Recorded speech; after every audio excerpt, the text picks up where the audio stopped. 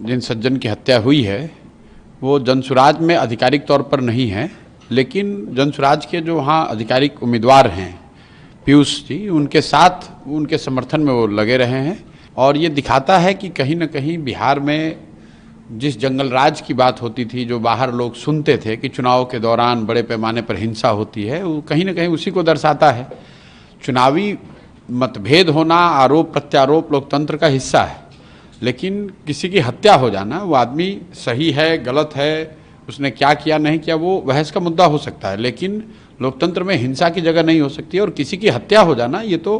प्रशासन की और यहाँ पर जो लोग विधि व्यवस्था में लगे हुए हैं उनकी जिम्मेवारी है, और ये सीधा सीधा उनका फेलियर है। मोकामा के लोगों से क्या अपील करेंगे, क्योंकि दोनों गठबंधन के जो प्रत्याशी हैं वो बाहुबली छवि के कहलाते हैं? मोकामा के लोगों से ही नहीं, पूरे बिहार के लोगों से ये इस घटना का हवाला देते हुए ये कहेंगे कि मैं जो जनसुराज हमेशा कहता है कि गलत के साथ रहिएगा तो गलत ही होगा।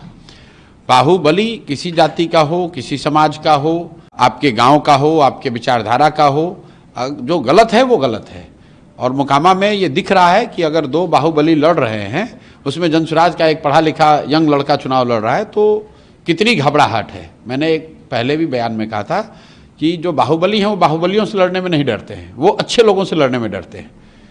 तो जनसुराज ने ये विकल्प जनता को दिया है, सिर्फ मोकामा में नहीं दिया है, बिहार के बहुतेरे ऐसे क्षेत्र में जहाँ यहाँ से बालू माफिया, शराब माफिया, बड़े नेताओं के बच्चे भ्रष्टाचारी लड़ रहे हैं, उनके सामने स्वच्छ लोगों का एक विकल्प दिया गया है। अब बिहार की जनता पर है